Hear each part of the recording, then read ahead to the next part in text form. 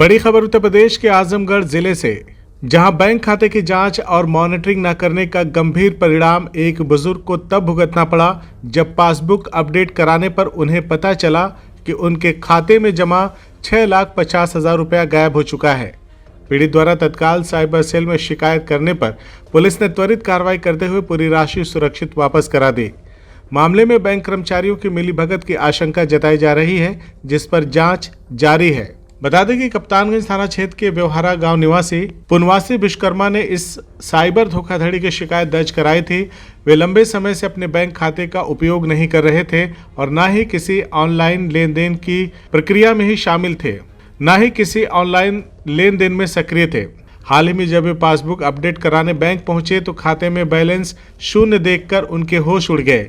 उन्होंने बताया कि उन्होंने कभी भी ना तो ऑनलाइन बैंकिंग का उपयोग किया और ना ही किसी अज्ञात कॉल या लिंक पर जानकारी साझा की। शिकायत मिलते ही आजमगढ़ की साइबर सेल टीम सक्रिय हुई। एएसपी द्वारा जानकारी देते हुए बताया गया है कि शिकायत मिलते ही टेक्निकल टीम ने संबंधित बैंक से निरंतर समन्वय स्थापित किया। नोडल अधिकारियों और साइबर विशेषज्ञों से बातचीत कर ट्रांजैक्शन को ट्रैक किया गया तथा पूरी राशि रोक कर वापस पीड़ित के खाते में जमा करवाया गया। अब राशि सुरक्षित रूप से पीड़ित को प्राप्त हो चुकी है। पुलिस का कहना है कि प्रथम दृष्टया यह मामला बैंक कर्मचारियों की मिलीभगत का प्रतीत हो रहा है, क्योंकि खाते से अलग अलग समय में रकम निकाली गई थी और पीड़ित की ओर से कोई अनुमति भी नहीं दी गई थी। मामले में विस्तृत जांच की जा रही है। आरोपियों के विरुद्ध अभियोग पंजीकृत कर सख्त कार्रवाई करने की बात कही गई है। साइबर सेल टीम ने आम नागरिकों को चेतावनी देते हुए कहा कि यदि आपका बैंक खाता सक्रिय नहीं है या आप नियमित रूप से बैलेंस और लेन देन की जांच नहीं कर रहे हैं तो यह साइबर अपराधियों के निशाने पर आ सकता है। यह घटना न केवल साइबर सुरक्षा के प्रति जागरूक रहने का संदेश देती है, बल्कि यह भी साबित करती है कि सतर्कता ही सुरक्षा है। अपने बैंक खाते की नियमित निगरानी करें, क्योंकि एक छोटी सी लापरवाही बड़ी आर्थिक हानि का कारण बन सकता है।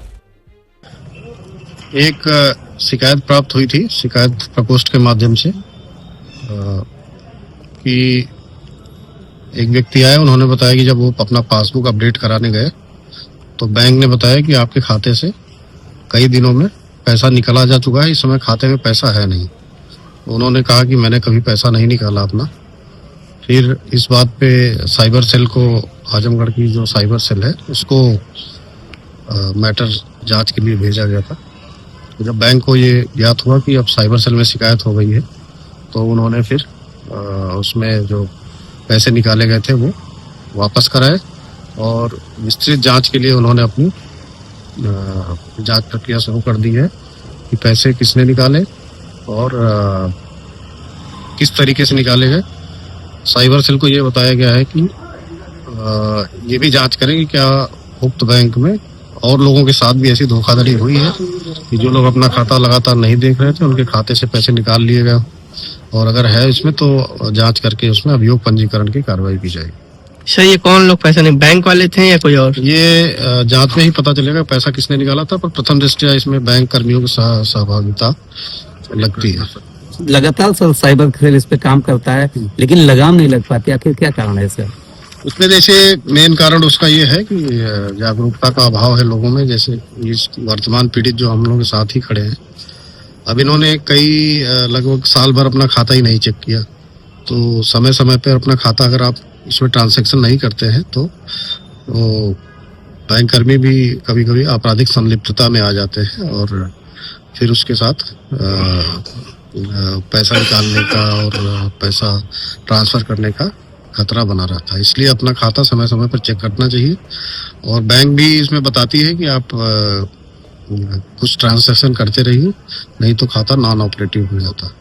तो यही जन सामान्य को यही बताना है कि जो भी आपका अकाउंट है उसको समय समय पर चेक करते रहें। और अगर कोई उसमें आपको लग रहा है कि आपके साथ धोखाधड़ी हुई है, कोई अपराध हुआ है, तो वरिष्ठ पुलिस अधीक्षक महोदय के सामने प्रार्थना पत्र दे सकते हैं, साइबर सेल जा सकते हैं और साइबर थाने जा सकते हैं।